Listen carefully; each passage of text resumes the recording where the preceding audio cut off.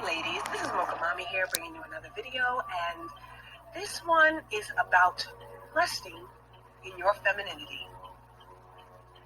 Now black women, if there was ever a time to rest in your femininity, it would be now. I completely understand the concern about certain content creators going mainstream, and I put that in air quotes. And I also understand that there is a concern about what that's going to do to your image. I also understand your concern about certain content creators and their copyright strikes. I understand your concern, but I'm here to address it, and this will be the last time I address it. The manosphere has made appearances in attempts to go mainstream. The manosphere has made appearances in attempts to go mainstream before, and every single one of them have failed. I'd like to bring Exhibit A, HOTEP Jesus on Joe Rogan. I'll leave it in the description box. Tariq Nasheed on Brilliant Idiots.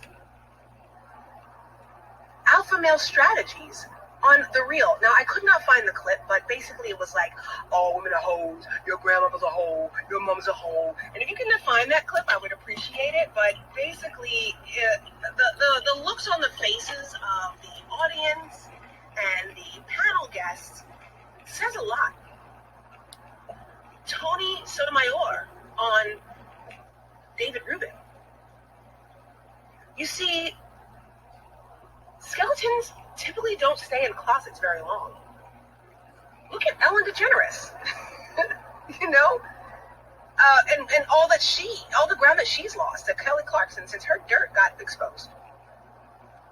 I want you to think about the President of the United States himself.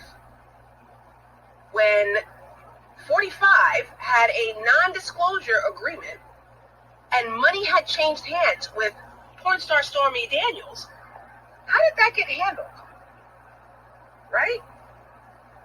Even though she had cashed that check, she gave it back because she got another offer for something better. How long do you think this person's dirt's going to stay hidden? That a jilted ex-girlfriend or ex-wife or adult child who hasn't been treated well comes forward for a check? What about the manosphere dudes who were being monetized by showing clips of his? You think they're not going to be angry when he crosses over and leaves them behind? You don't think all the emails, text messages, and communications or video clips that YouTube might be able to pull down now, but they probably still have in their archives, you don't think that those will suddenly surface and show up? I'm telling you, they don't have the code you think they have. I've said that before. What I'm also saying is, I don't really prescribe to the whole thing that black women are the most radical feminists. There is not a single black woman walking the face of this earth right now who has a thing on a Joy Behar or a Lena Dunham. Let that branch of rabid feminism catch on to what these guys are doing. Now, I agree. Feminism, on the other side, does have very selective outrage. But if you're trying to cross over and you talk to one of them the way you talk to us, and trust me, you don't even have to be half as out of pocket with them as you do for us. For them to take offense and for them to galvanize themselves around this issue. They might be using your outrage and your receipts to further their cause, but trust me, you're not going to go and talk about average at best to one of them. Do you really think that the Andy Cohens, the Mona Scotts, and the Shawnee O'Neills of the world, who have pretty much capitalized on ratchetness, you think they're going to let him in the market and welcome him with open arms? Is that what you think? Listen, this is the time to really start dropping those keywords.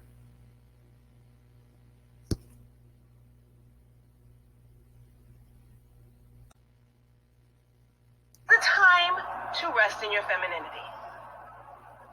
Now, I have a really good friend who is a cultural biological anthropologist, okay? Now, I am not into Illuminati stuff or conspiracy theories or anything like that, but I'm just going to give you guys a little bit taste of what she gave me.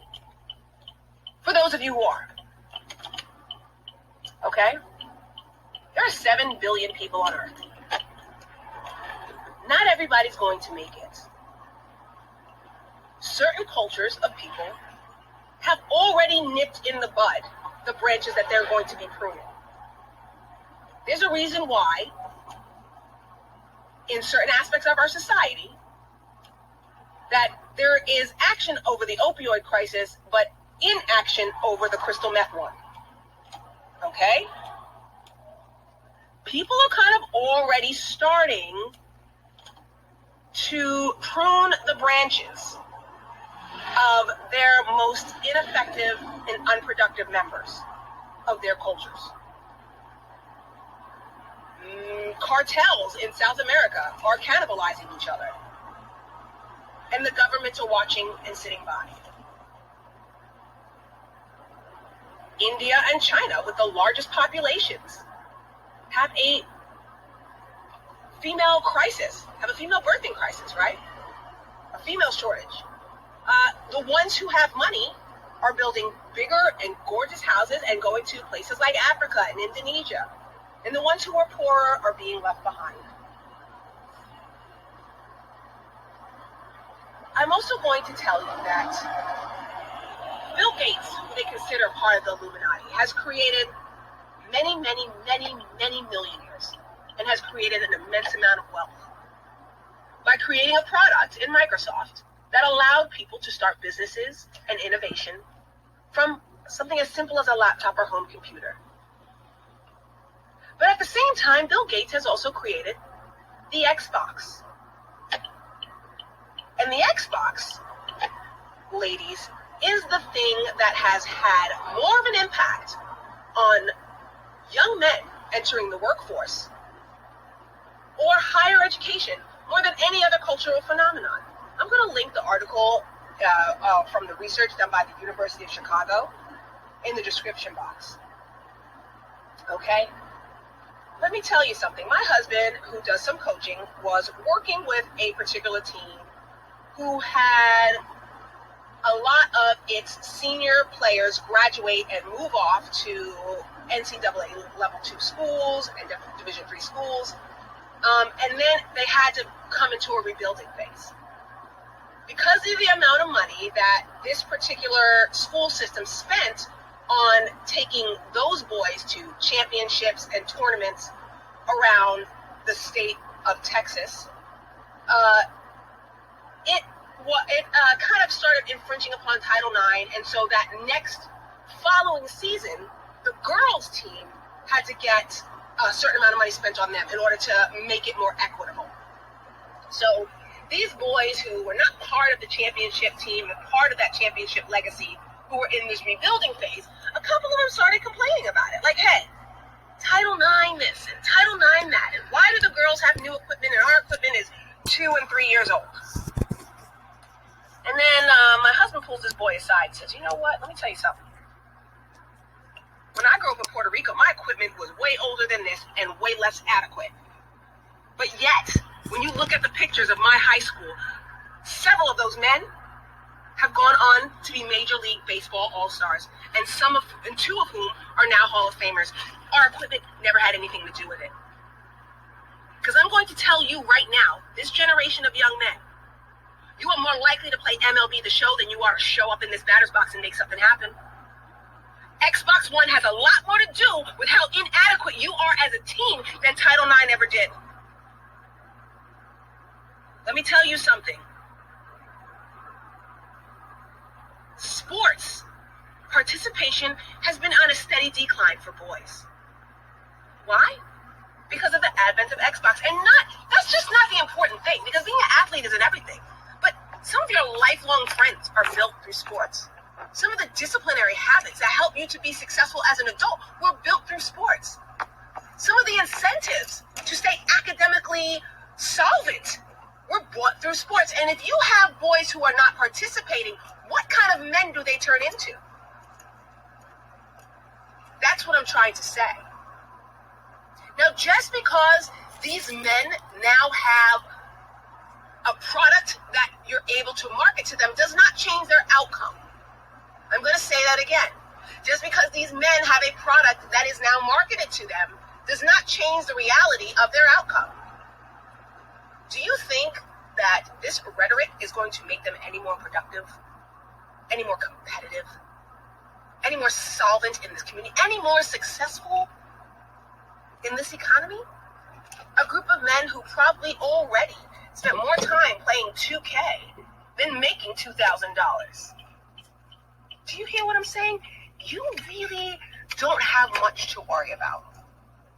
Now, masculine men who are getting a bad rap, being associated with these guys and toxic masculinity, they'll probably have some pushback. And what are those guys going to say?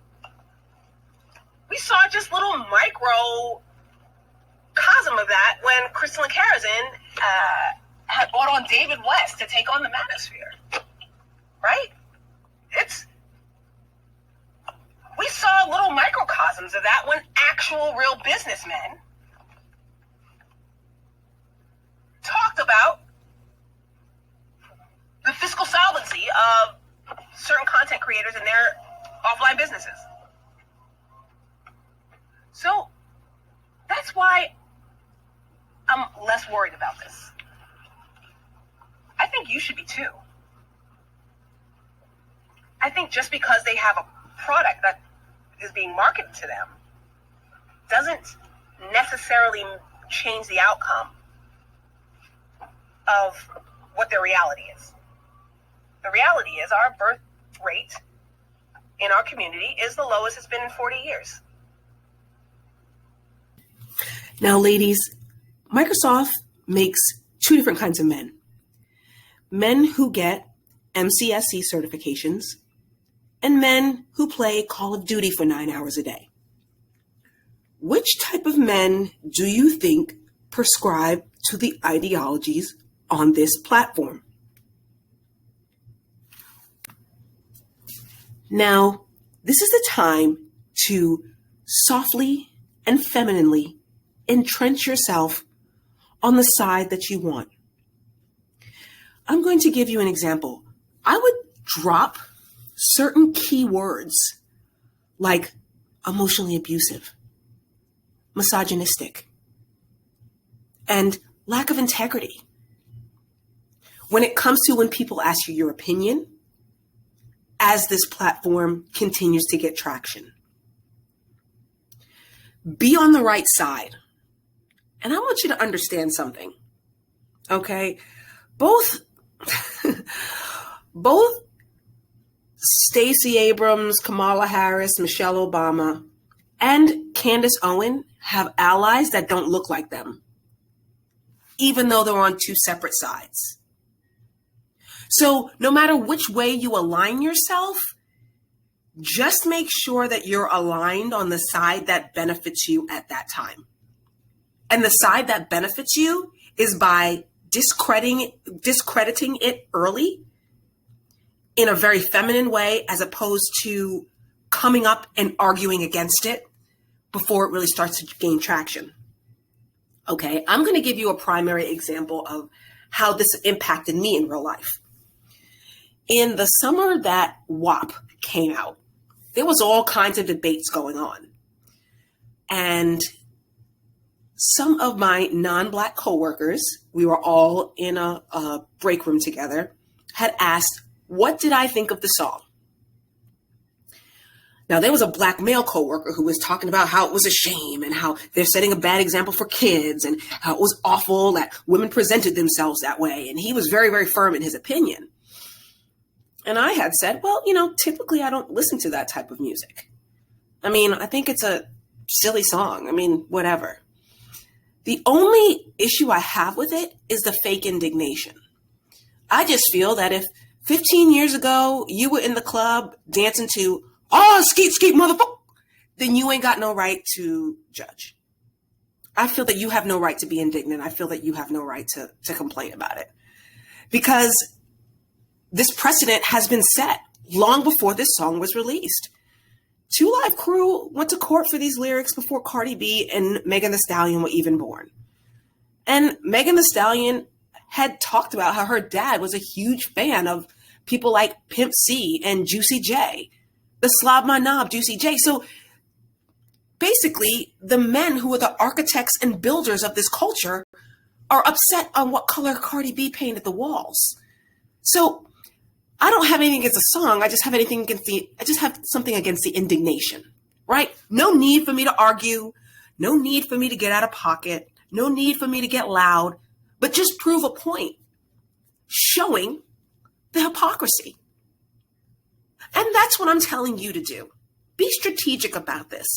Play this in a nice, nasty way that benefits you, no matter what side of the argument you're on. Times are changing. Things are evolving. And you need to decide which way you're going to grow, which way you're going to evolve, and how you're going to handle it. Now, are you going to align yourself with this type of ideology? Are you going to ignore it? Are you going to embrace it and succumb to what you think might be good ideas? Or are you going to clutch your pearls and stand in your feminine outrage and let the other people handle it? Let the other people handle it is my suggestion. I would not be giving any more energy or ammunition to a fight that is likely to lose anyway. This is Mocha Mommy, and I'll see you in the next video.